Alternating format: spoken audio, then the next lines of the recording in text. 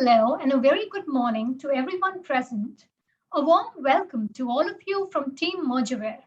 It's my absolute pleasure to host our esteemed guest speaker, Nimit Mehta, Director of EY Parthenon, for this webinar on post-pandemic value creation, evolving the PMI. Let me introduce Nimit to all of you. So Nimit is a senior global business leader with a proven track record in operations improvement and P&L optimization for high growth and established companies. He is a core member of EY's UK&I aerospace and defense sector. He has helped companies navigate complex operational challenges in the past 18 plus years of his experience. His knowledge is in the supply chain, back office optimization, and organization design. However, he's known to be a generalist adapting to any need a client might have, equally skilled at addressing revenue and cost challenges. Having been part of several M&A transactions and post-merger integrations in the past, he is particularly passionate about post-merger integration, value creation opportunities that partnerships, JVs, and mergers present. While he's not tackling business challenges in the sector, he often volunteers to promote sector knowledge at shows, webinars, and other events. Over to you, Nimit. Okay, thank you very much, Akanksha. Hi, everyone. Very personally, I'm very pleased to be here to be talking to you about PMI and how maybe even a discussion around how COVID has been impacting PMI. But let me just kind of, thanks for the very kind introduction from Mergerware and Akanksha. I'll probably just say a couple more words about myself to give you a better understanding of, why am I here? Why am I kind of qualified to speak to you about this? So I've got 18 plus years of industry experience, as we've mentioned. For the first half of my kind of career, I was an engineer, and I love to kind of do things that are more hands-on. So I'm really kind of fortunate to have been in that space where I was able to experience the industry from the inside out. After that, for the rest of my career, after doing my MBA, I've primarily been focusing on performance improvement in an operational capacity, where I spent 6 years or so with a company called Alex Partners, and now I work with. I've been working for Ernst & Young for the past couple of years, and what I've been involved in is primarily value creation type activities, and a large part of that has been post-merger integration. I focus typically on mobility industries, and by that I don't necessarily mean HR, but more things that move. So planes, trains, automobiles, and forgive the cliche there, but that's a very good way to kind of describe my background. So that's me in a nutshell. And if we kind of go to the next page, I'll quickly talk about what I'll hope to cover in this webinar, and also kind of set the scene, so to speak. And my presumption is that the people on the call today are of a vast variety of backgrounds, and they come from large companies, small companies, hopefully a few from startups as well. And obviously, we can't kind of address all of the different needs, and a PMI is a very kind of a tailored approach for every type of company. But I'll try to kind of focus on the what is a PMI, what are the key best practices, and share my experience with that for you. And if you're from a firm that is sophisticated enough to have your own practice and doing a lot of these PMIs, you probably will not learn anything new, but I'm hoping that it will kind of re-jog your memories. It'll give you some idea of current thinking. But for those who have less experience in the PMIs, I'm hoping that this will provide you with a wealth of experience. And I'll also leave an open kind of a dialogue or a suggestion of an open dialogue. Please feel free to reach out to me via LinkedIn, and I'm happy to kind of provide you with more insights. So what I want to cover in this webinar is best practices, my experience over the past 6 or 7 years specifically, because that's where I've kind of focused more on PMI related elements, M&A related elements. I also want to take the opportunity to kind of provide you with a couple of tools that I've found handy in the work that I've done, and that I hope that I can, give you kind of an indication of how things can be done. It's kind of like a cheat sheet, so to speak, a couple of cheat sheets that will provide you with a really good context of what you could look for, how you could plan in advance. We'll try to kind of discuss details around how COVID has impacted PMIs, and we'll do that as we go along. There's obviously material impact in certain areas and less impact in others, and I'll kind of talk to them briefly as I go through the presentation. So while I talk through this, I think I'd love to kind of describe to you also. Let's start from the basics of what a PMI is, what are the phases that are involved. We'll also kind of talk about how you could tailor a PMI based on different situations. We'll talk about determining, the degree of kind of level of integration you might need in different scenarios. What impact do kind of synergies have? How do you plan for them? How do you make sure that they are delivered? And last but not least, the culture, which you'll hear me talk about culture a lot of times. And in many cases, that's more important than others. So why don't we kind of get started before I kind of dive into the details of the topics already? Let's do that as I show you the slides. If you don't mind, Akansha, if you can kind of move to the next slide, that'd be great. Okay. So one of the first things that I want to cover in this is what you want to get right in any post-merger integration.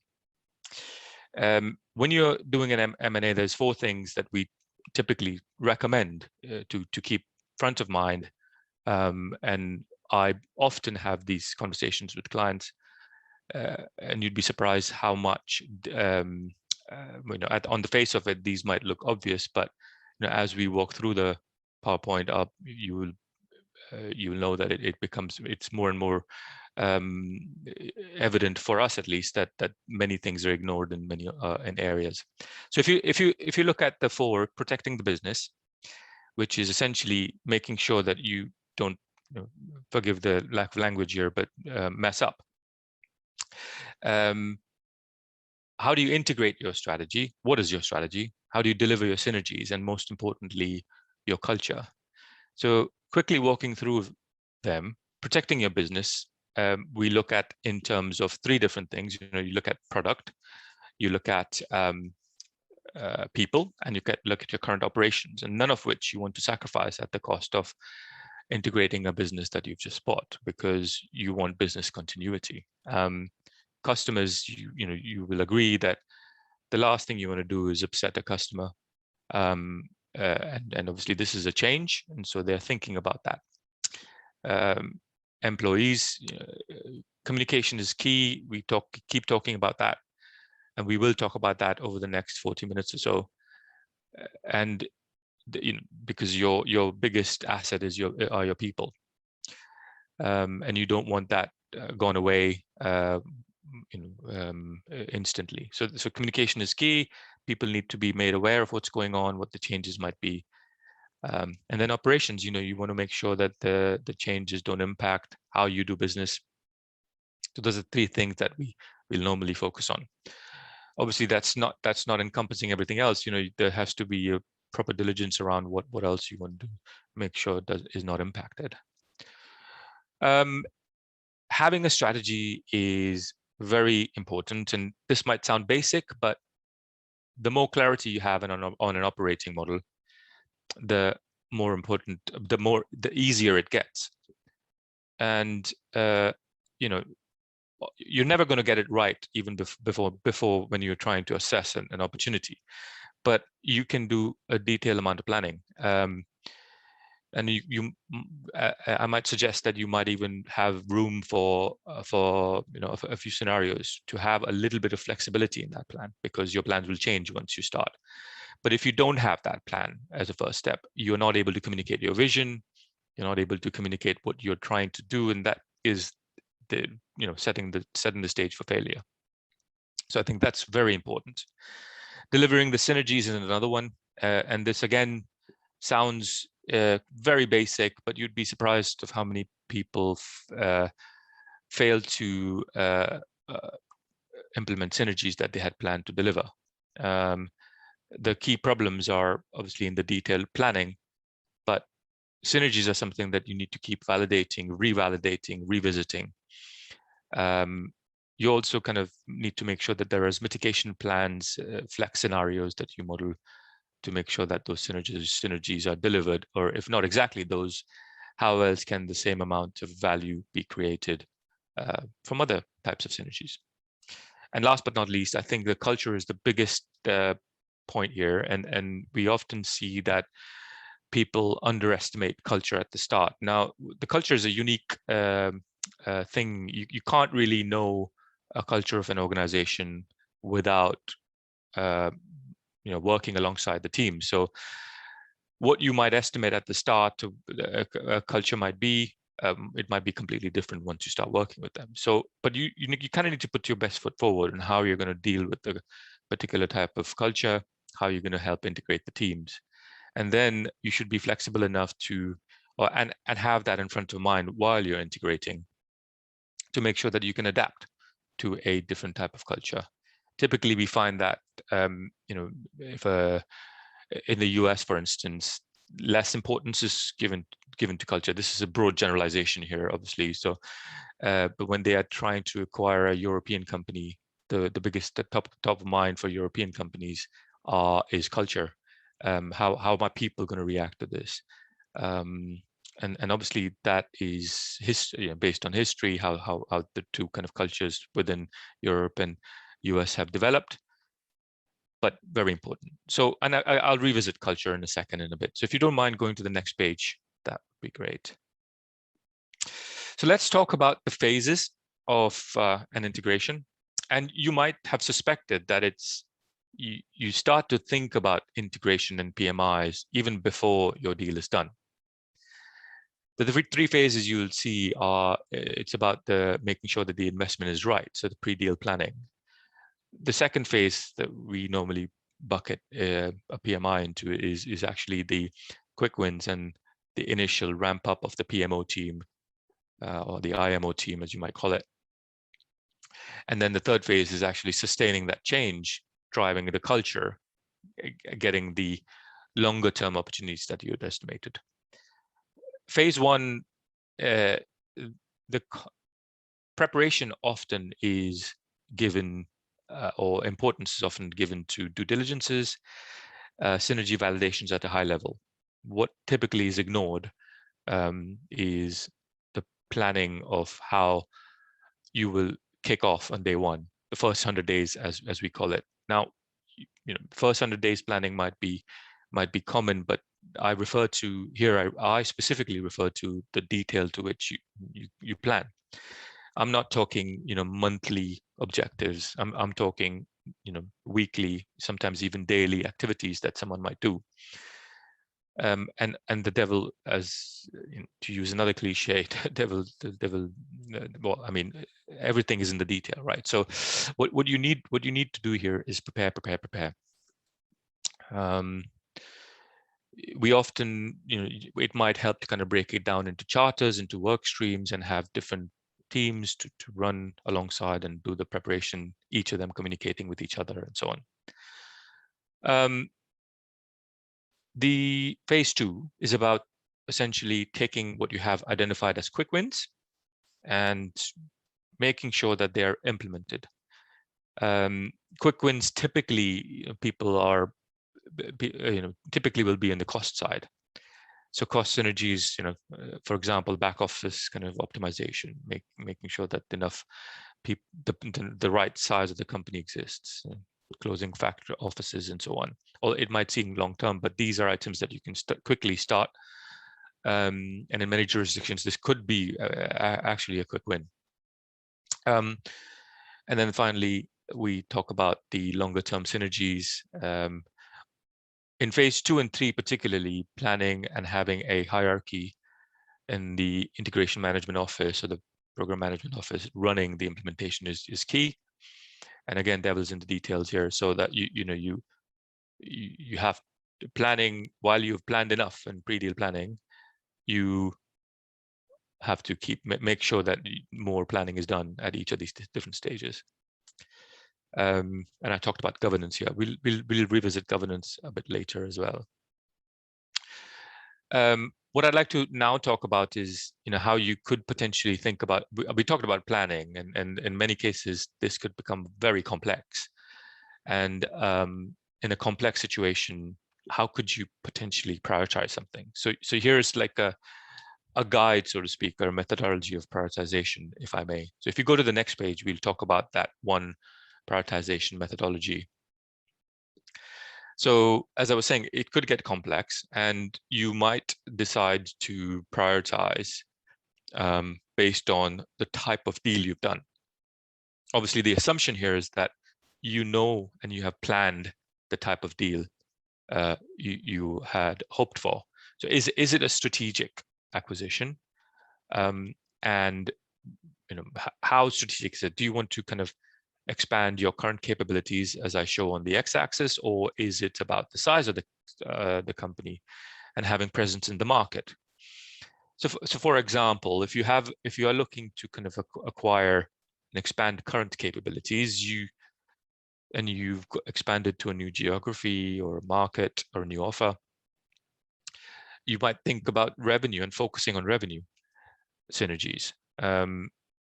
Vice versa, if you're thinking of scale, benefits of scale, you're kind of focusing on cost. Where it gets really interesting as an advisor, but complex for a company, is a transformation agenda where you're looking for both, where revenues and cost synergies are equally important. What we find is that cost synergies are typically easier, as I mentioned before, and can be treated as quick wins, but revenue synergies become tricky.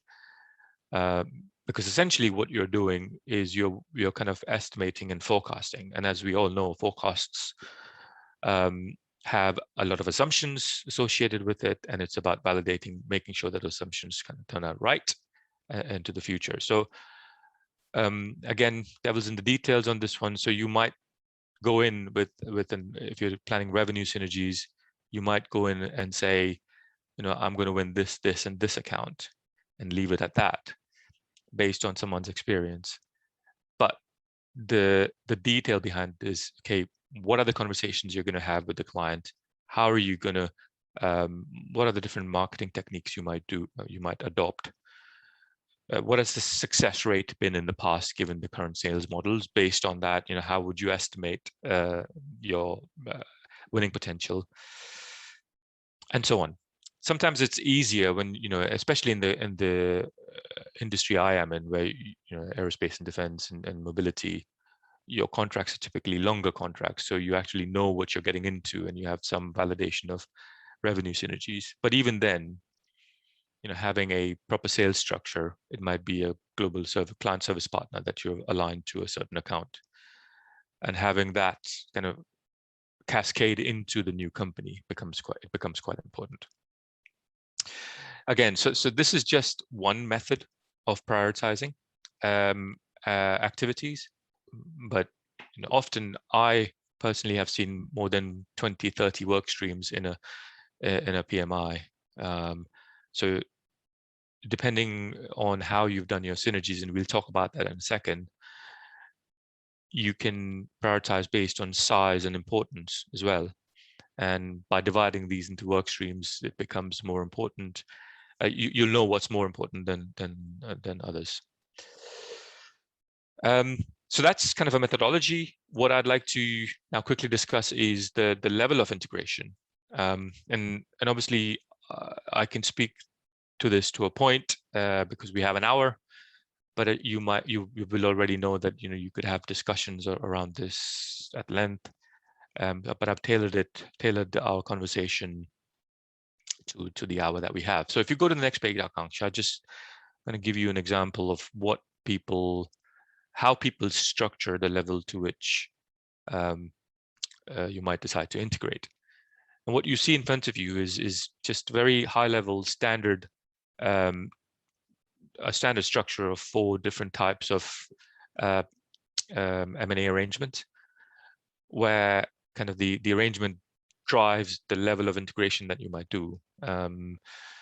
There's obviously permutations, combinations here as well. So it's, it's not like it's just these 4. But really, the fundamental point is that it depends, based on your initial deal thesis, how far do you want to integrate your company? It's driven by your deal thesis, and then you can decide how far. So if it's a financial investment, for example, as you see on the left, you don't really need to change much. You will get your expansion, and you'll often find that there's quite a lot of these happening, where it is just a financial investment, and integrating that company might even hurt. And then on the other end of the spectrum, where you see the most amount of work, is where the only way you get 1 + 1 = 3 is to fully integrate, and that is often, it's more seen in corporate environments, and but corporate environments equally use the middle ones that I show, the shared structure and the partial integration as well. So the more to the right you go on the screen, the more help you'll need, the more your IMO team and your deal team have to be experienced in this as well, because if your intent is initially to go into a full integration, you want to make sure that your IMO team is bought into it, because they are the people who are going to deliver it, and they know whether it can be done or not. So the more to the right you go, the more integrated your deal team and your IMO team needs to be. Again, this is just one dimension of how integrated you need to be, or which level of integration you might want to use. But obviously, you can look at it in many different forms as well. What I'll do is I'll quickly talk about synergies, and then we talk about culture. And then what I really want to kind of spend some time on before we go into Q&A is the tools that I talked to you about, what will help you in if you're going and venturing onto this journey of integration and M&A. I just remembered I should have mentioned this point slightly earlier. But in terms of COVID, there's obviously 2 aspects to this. COVID essentially starts with, you have people who are deciding to acquire a company, and then people who have decided that and then running the company, or just doing the PMI. COVID had initially, we've seen that the impact had been where people had put their decisions of acquiring company on hold. So that's where the impact has been mainly, at least in what we've seen. But when the decision has been made, even during COVID times, it's not like people have stopped that PMI. Typically, it's just taken a bit longer, because it's similar to what I'm doing right now. I'm speaking to you from my home, and the PMI is a very hands-on, communication-driven environment where you need to communicate not only externally, but more importantly, internally to your people. They have to be brought on board. So that similar lessons learned that we all have learned in COVID, where working from home is becoming the norm more now. So hopefully things change in the coming future. I'd love to keep meeting people in person, but in general, the PMIs, the way they're affected by COVID is basically it might take a bit longer to make the change, and you have to be very careful on doing the PMI. Sorry for the kind of a tangent there, but I thought I'd address that quickly, because that will set the stone in some of the other topics we talk about next. So Akanksha, if you don't mind going to the next page and talk about synergies. So I talked about synergies at the start. This is something that we tend to keep a very close eye on. because identifying the synergies is one thing, but delivering it and actually going through that on the ground is much harder. So as the degree of information available to you during a deal process gets more mature, and you have access to the raw data, it will still, your synergy view will develop until the point day one where you have access to all the data, and then it'll evolve one more time, and to that point it get as mature as it can get, given the insights that you can draw from data. And often we find is that people focus on synergy at the start, making sure that they are trying to make sure that they are making the right step and that their investment is going to be worth it. And it is what the sellers are saying it is. But when you start to get closer to day one, the focus becomes less on the validation of synergies. And after day one, because now you've acquired the company, it becomes less and less. It's not like a mature or a sophisticated M&A player, will have that front of mind. But a lot of times we see that importance to the planning and the detailing and the delivery becomes less and less. And what we try to kind of push forward, and in my experience, is that's when you actually get your value from in step 2 and 3, as you see on the screen, where after your day one, your PMO team, your delivery team has to maintain a razor sharp focus on delivery of these synergies that you've promised. And the one thing that keeps that in front of mind is essentially validation, and making sure that you kind of revalidate and check again, because every day your assumptions will likely change. When you start to implement the synergies, and when you after day one, even then your synergy validation might change, because you might realize that there's something that you had planned for that didn't happen. So I was involved in a large PMI in Europe that involved a cleaning tools manufacturer, and we had initially decided that we were going to sell off a location in Europe, or at least outsource it. When we started doing it, we realized that it's going to be completely impractical. There's going to be a lot of costs associated with it, and we ultimately landed up keeping it in-house.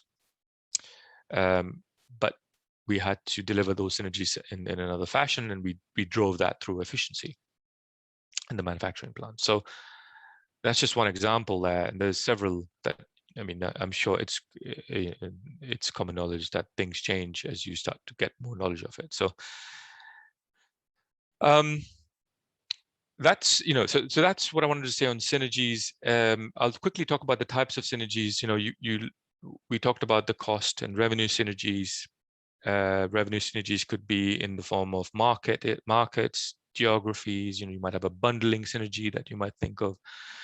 There's plenty that you can explore on revenue synergies, and the costs are the cost side. You'll have your back office, SG&A, your procurement. It could be R&D, depending on the type of the acquisition you've made.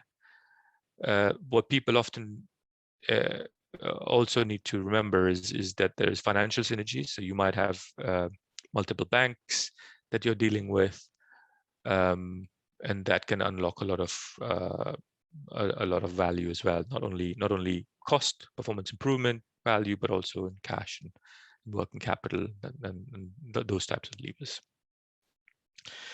Obviously, I've just touched on the surface of these, but clearly there's a lot more to go after, and a lot of detailed planning behind each of these as well. So if you don't mind, we can go on to the next page and talk about culture. Okay, so here I think I keep kind of banging on about this, but it's honestly one of the most important things, especially now where there's a lot of change happening, and obviously COVID is driving a lot of deal activity, especially in the market I am in the UK.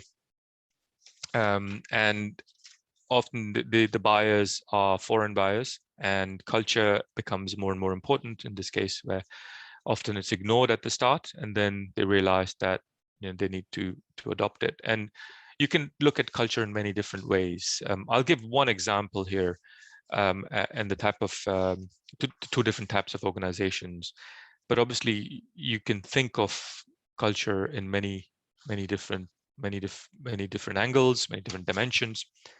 So I'll talk about like a centralized culture versus a decentralized culture, right? So, and this is from a project that I've done before, where a large American company was acquiring a European one, and the American company was very centralized in approach. So decisions were made at group level, and there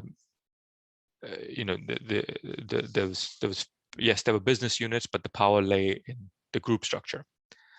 But the European company was a culture which was more decentralized, and their thinking, the US company's thinking, was that we'll make them adopt our culture, and they didn't give enough thought to the integration. And they initially, because it was a longer term implementation, initially they got a lot of the back office done, thinking that it would be okay. But as a result of that, they lost 50% of the synergies that they had planned to do, because the heads of the businesses in the Europe business refused to work with a centralized culture. And the US company had failed to recognize that the reason the European business was doing so well is because each of the business units had independence, had room to play with how they would play with their resources, they would generate their business. And this is in the manufacturing space, but it equally applies to all industries, right? The two types of organization I mentioned, you'll find a decentralized organization not only in a startup, for instance, but you'd also find it in bigger companies. Some of the largest A&D players in the UK operate in a decentralized fashion, for example. And there's a benefit to that. The benefit, obviously, is that you can generate more value through a more entrepreneurial type approach, where a group structure, you'll have more control, the procedures are more formalized, and you typically find that in safety critical kind of products and so on, where structure and process are more important and required. So the culture plays a very big part. I was part of an acquisition in the past where even in a services oriented organization, it miserably failed, because the company that we acquired had a profile where they were so for instance, pick the incentive structure. For instance, one company was focused on bonus type incentives, while the other company was paid through salary payments and other types of incentive structures. And the company simply just couldn't integrate. In the end, they had to kind of operate as different businesses. So the synergy estimate that they had delivered 0 out of it, because they ultimately operated as different businesses altogether. Culture becomes more important when it's international, when it's global type. Culture is more understood if it's a local acquisition. But even then, it's important in the type of industry you're in. It becomes important, and the size of the company that you might be working with. So that's some bits on culture. What I've put up there, you can see that there's different types of culture. This is just one way of looking at culture. There's the adhocracy culture, there's a market culture, there's a clan culture, hierarchy culture. And I presume that you'll have access to some of these slides as well, so feel free to have a look. In the interest of time, I'll move on. What I do want to cover quickly in the next 10 minutes or so, 15 minutes or so that we have is the couple of tools that are very useful for us, and they are, given the experience we have in integration, these we know that these are generic enough to be useful to anybody. These might be too generic, but let's walk through some of these so that you can understand why these are important.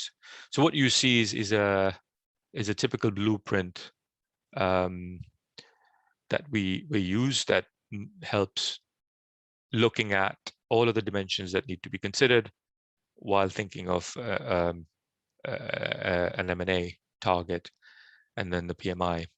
So it starts with the deal rationale, why you want to acquire a company. And the deal rationale is important because it provides a very strong roadmap for people to follow. And you'd be surprised how many times messages are lost in translation of why we are acquiring the company, and that can lead to a lot of disarray within the organization.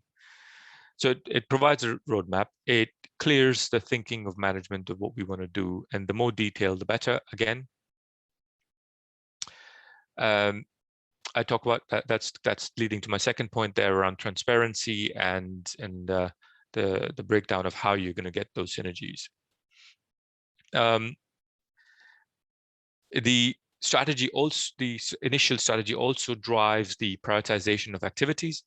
So as I was talking about before, if it's you're going into a new market, you might want to prioritize revenue activities more than cost, and cost will follow.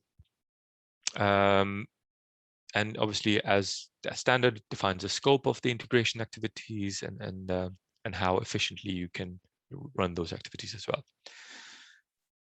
So that's kind of the deal rationale and strategy. This is often where the deal team kind of does a lot of thinking. The key problem is when the deal team kind of fails to communicate with the rest of the organization, especially the IMO team. It's the relationship between the two is like a relationship between a salesperson and a person who has to deliver, right? So you want to, on one end, you want to sell something, and you sell it at any cost, but on the other end, the person who has to deliver is then handed the cost and the activity to deliver, and has little control on what can be affected in terms of what they've sold. So this is where communication and between the deal team and the IMO are quite important. And you almost have yes, the deal team needs to be able to negotiate the deal not only for the acquired company, but also internally within the organization.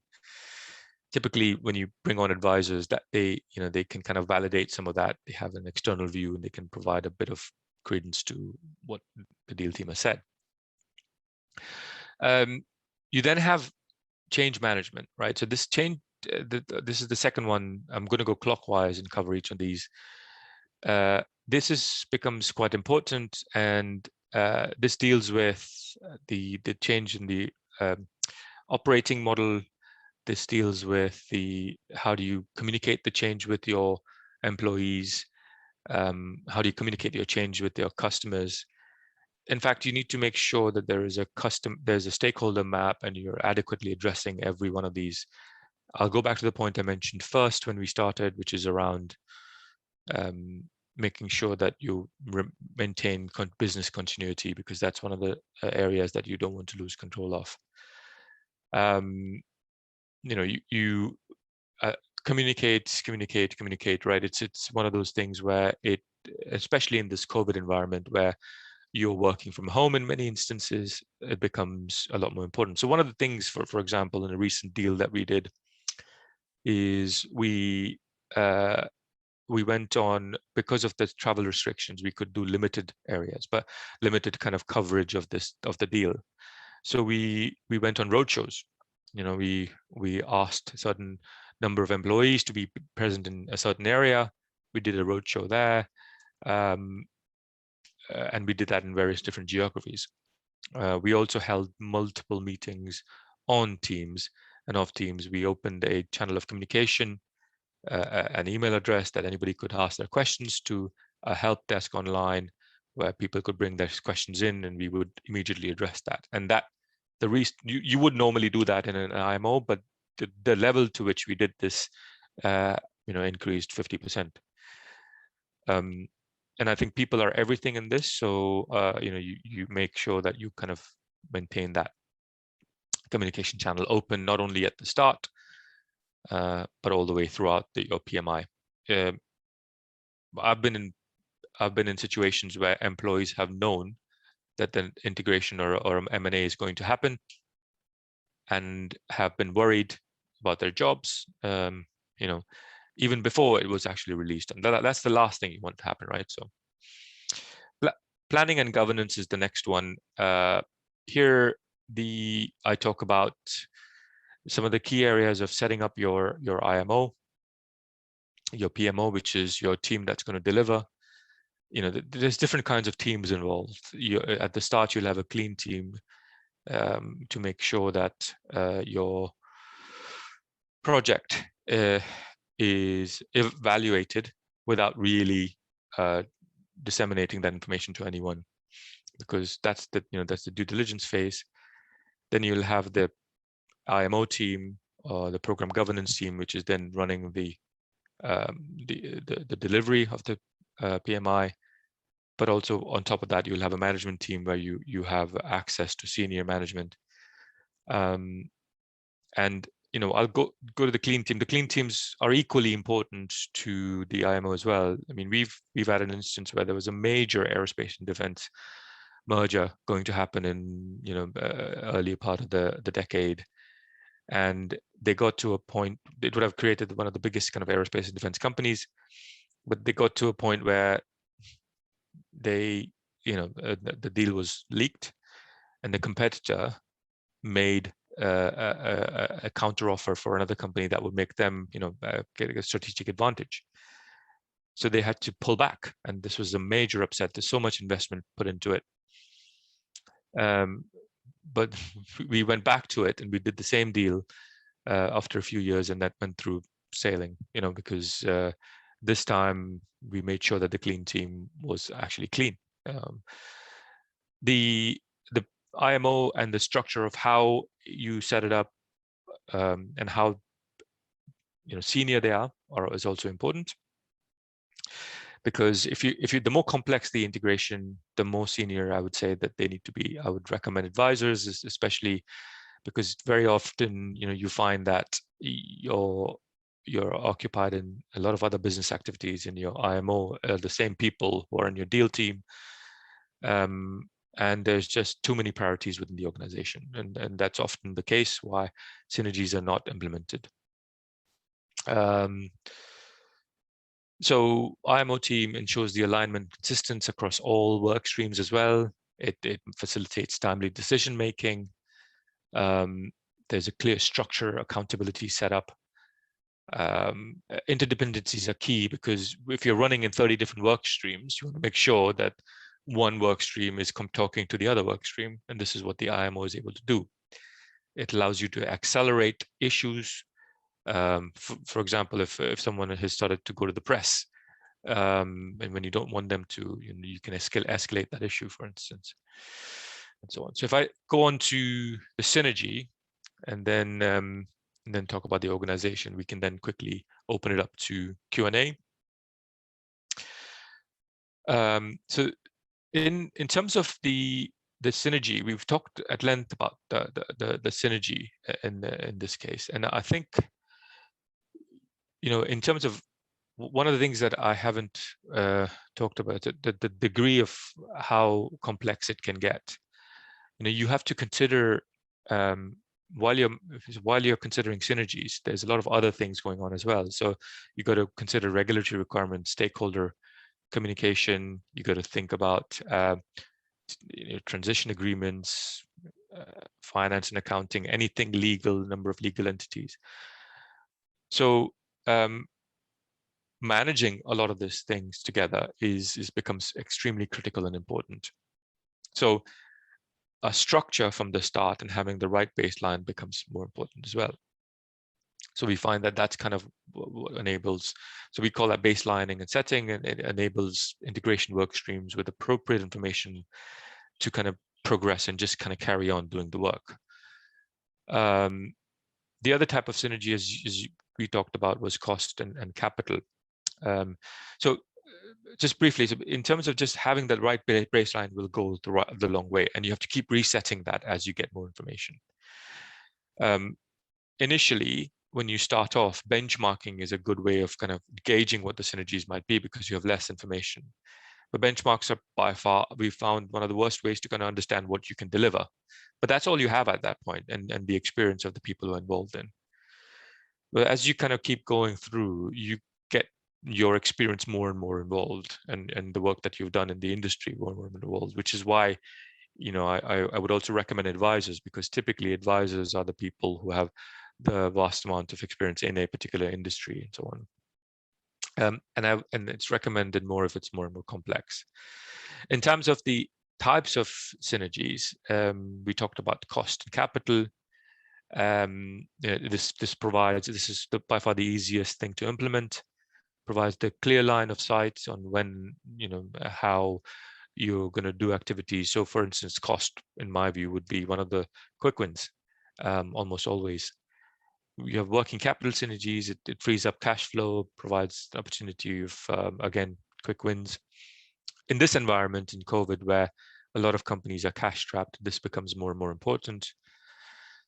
And then revenue synergies. Revenue synergies is one of the areas where, you know, least focus is given, and it takes the longest to implement because there's a lot of unknowns. So, you know, you make sure that the synergy case is strong from the start, but that it is consistently followed up and validated. And I'll mention the organization as a last point, but you know, when I talk about organization, I don't only mean the organization structure. One of the key issues that we face is people think an organization, you know, an operating model design is purely organization structure, but it's not just that. It goes way beyond that. You know, it goes into roles and responsibilities. It's not just about who's reporting into whom. You know, it's about how the work will be carried out, what work will be carried out. And some of the details behind even the transition arrangements must be clarified at this stage. So the organization bit is a bit more sensitive as well. So communication is key. This is one of the things that I'd focus on in communications. And planning. I mean, we've written thesis. That's how detailed you can actually get on how you would do the communication. As a step one, this is what you would do. This is the email that you should write to your employees. This is how you should speak to them if you're going to speak to them. And so it can get quite detailed. And this is all part of the operating model and how you're going to implement that beyond, you know, the change management aspect as well that we talked about before.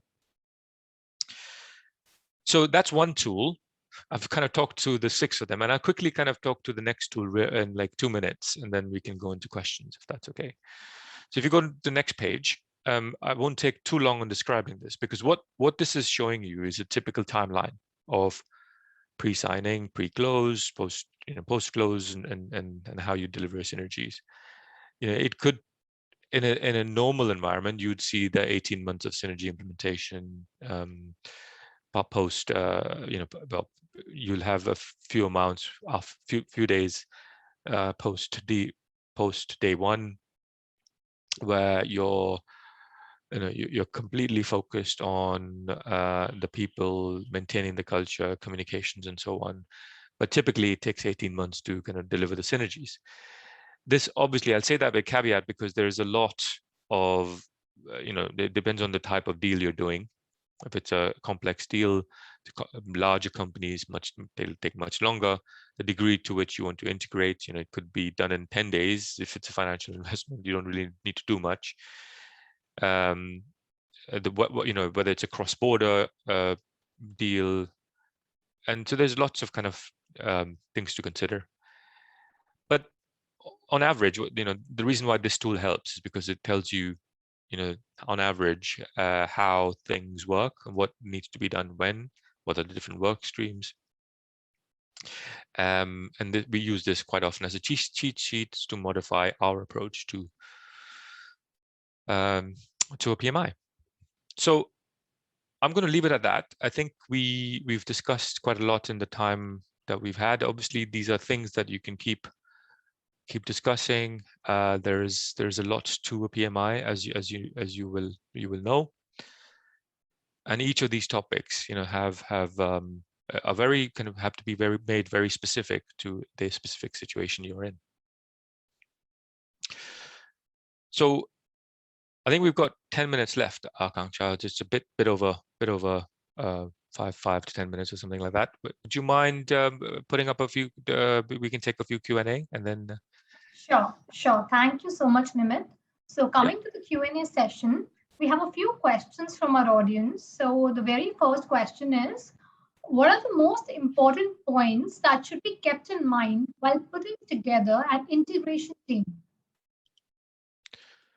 Thanks, Akanksha. So I think this is one of the key things that I think I've addressed this briefly in what we've discussed.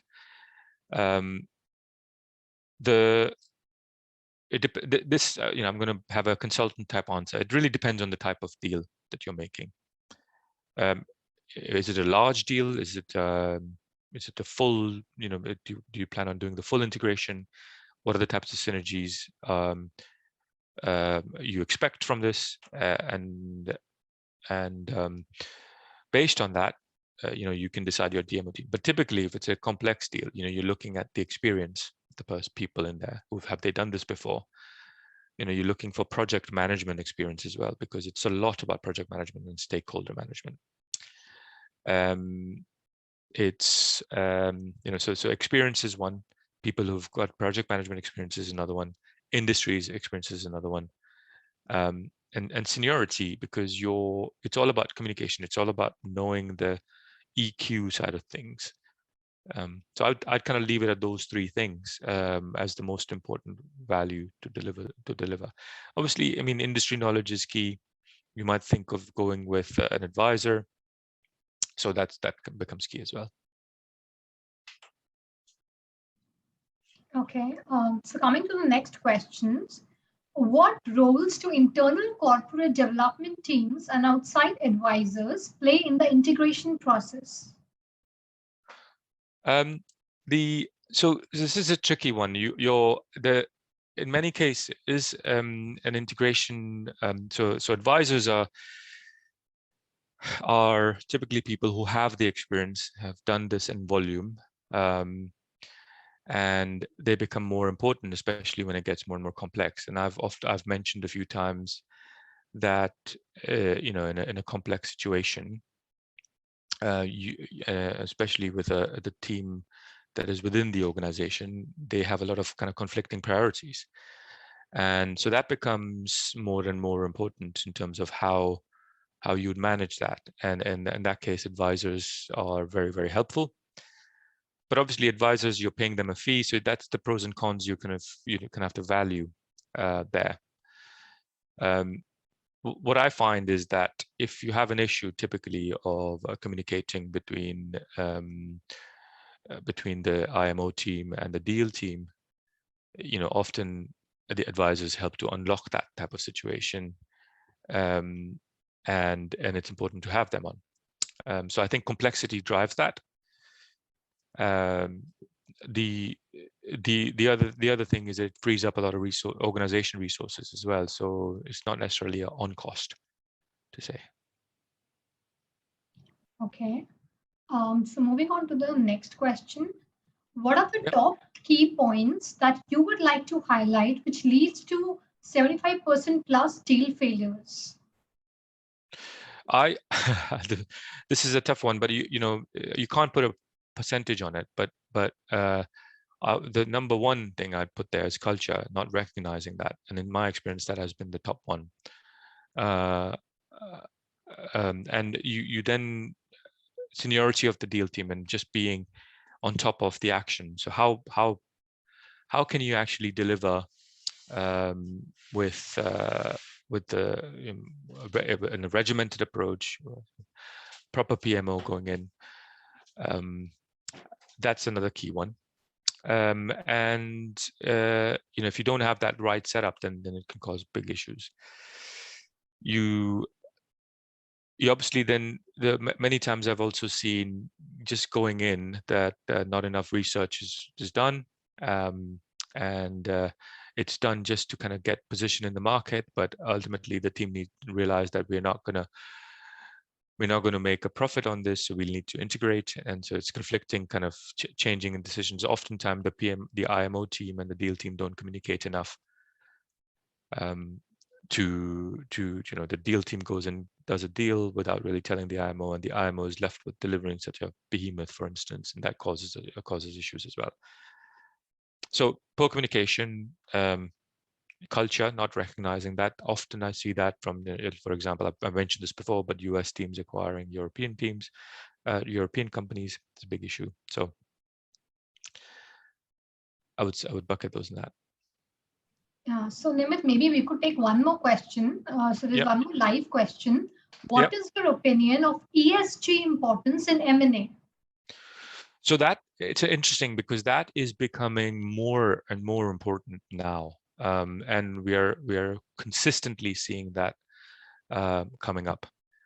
And often when we kind of articulate work streams that need to be followed, that's top of the list, because it's now there's a valid case in saying that it ESG and having a strategy around that creates value. So it's becoming more and more important. So it used to be that ESG was just one of those extra work streams that you have to keep in mind. But as kind of we become more and more aware of the world, as the world becomes more sophisticated, connected, that is something that is becoming more and more important.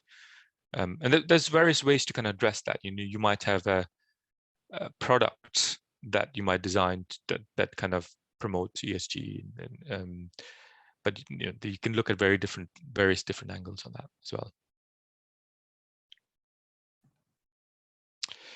Yeah, so that's I think is that okay, Akanksha? I think. Yes. So thanks a lot, Nimit, for this highly informative webinar. It was a pleasure to have you with us. I would also like to thank our audience for taking out the time and attending this webinar. We hope that this webinar was valuable for all of you. Now, I would like to take the opportunity to give you an overview of Mergerware. So Mergerware, the next generation deal management software, came into being with the single focus of revolutionizing M&A. Mergerware is a SaaS-based secure enterprise digital M&A platform dedicated towards management and execution of M&A deals. The platform allows companies to run all stages of deal life cycle, starting from systematic deal discovery, due diligence, and post-merger integration, all within the same platform. Mergerware also provides a disciplined end-to-end deal execution process. We act as a catalyst for companies to establish a recurring high-quality M&A process that diminishes the risks that come bundled along with traditional approach of deal management. This will help you derive greater value from every deal by ways of standardization of processes, localization, efficient project management, and risk management features, including exclusive playbooks and an easy-to-use dashboard for every individual. With real-time data and a single source for the deal information right at your fingertips, you will be in control of your deal success. So with this, we come to the end of our webinar. We hope you all had a great time with Mergerware. Thank you for joining us. Thank you so much. Thank you very much, everyone. Have a good day.